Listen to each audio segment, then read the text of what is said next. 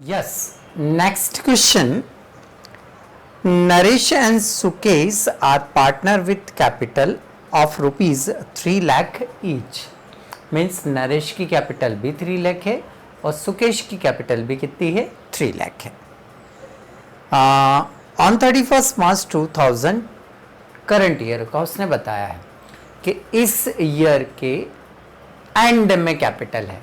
इस ईयर के हमारा जो अकाउंटिंग ईयर एंड होता है उस डेट पर कैपिटल है और अकाउंटिंग ईयर के एंड में यदि कैपिटल है तो फिर वो क्लोजिंग कैपिटल है. मीन्स ये जो कैपिटल उसने दी है ये क्लोजिंग कैपिटल है. यदि उसने इंटरेस्ट निकालने को बोला तो मुझे इसे ओपनिंग कैपिटल में कन्वर्ट करना पड़ेगा. Naresh had withdraw 50,000 against capital on 1 अक्टूबर 2019.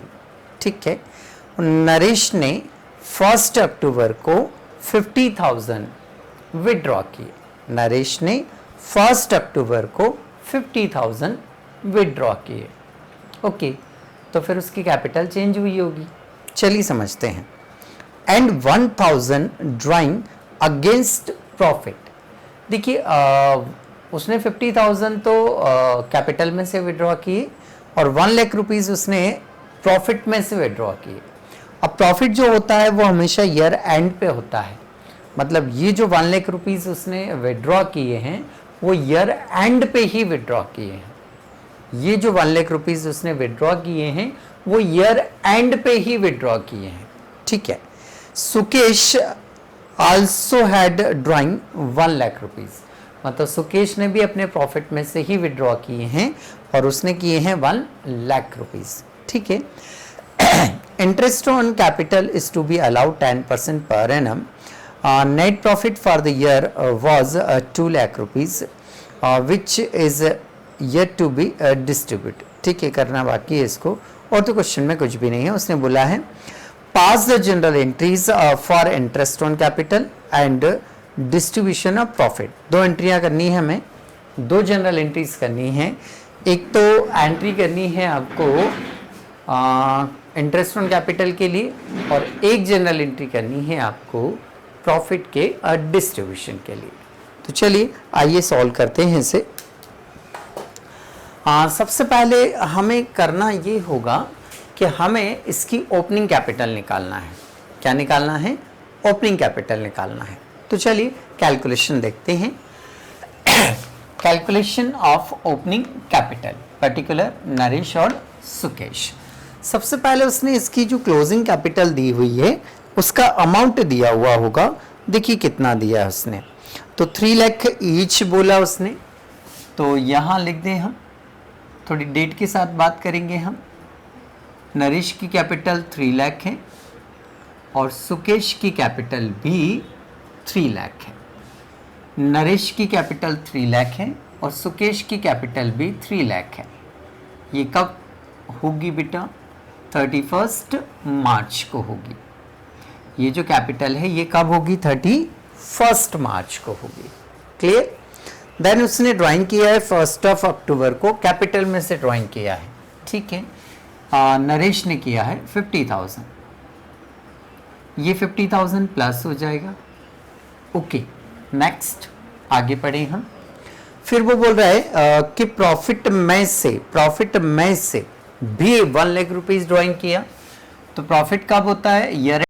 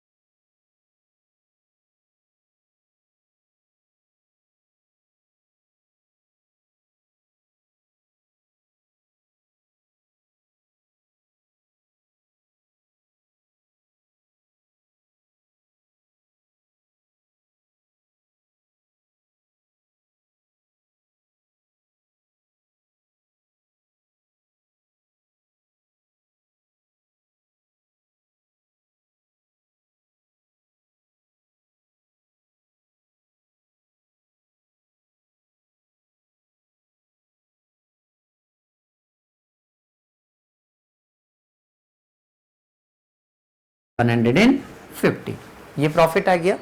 अब हमें क्या करना है, एक जनरल एंट्री इस इंटरेस्ट के लिए करना है और एक जनरल एंट्री इस प्रॉफिट के लिए करना है। तो चलिए आइए जनरल एंट्री बनाते हैं। इंटरेस्ट भी पी एंड एल एप्रोप्रिएशन के डेबिट में लिखते हैं, प्रॉफिट भी पी एंड एल एप्रोप्रिएशन के कहाँ लिखते हैं, डेबिट में। इसलिए हमने P and L appropriation account को तो क्या कर दिया, debit, to Naresh capital account और टू सुकेश कैपिटल अकाउंट।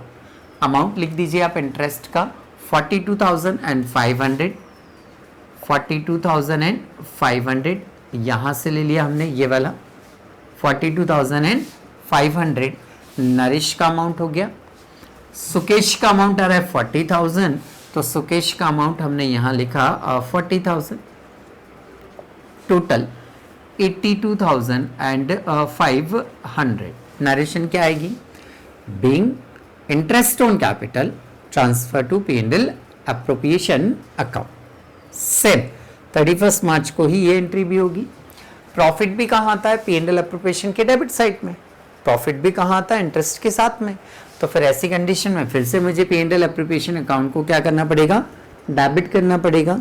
तो profit and loss appropriation account debit to Naresh capital account और टू सुकेश कैपिटल अकाउंट। यहाँ भी इनकी कैपिटल बढ़ रही थी तो क्रेडिट कर रहे हैं।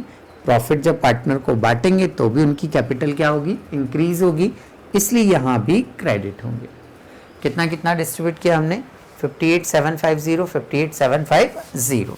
तो यहाँ लिख दिया हमने 58,750, 58,750। टोटल हुआ आपका 117,500, 1,17,500। 58,750, narration being profit transfer to capital account. ठीक है, तो क्वेश्चन में एक पॉइंट बहुत अच्छा था जो मुझे अच्छा लगा, और वो पॉइंट है कि drawing against profit, drawing against profit, profit में से विड्रॉ कर रहा है। प्रॉफिट में से विड्रॉ करेगा तो कैलकुलेशन में तो आएगा, बट डेट की काउंटिंग में नहीं आएगा।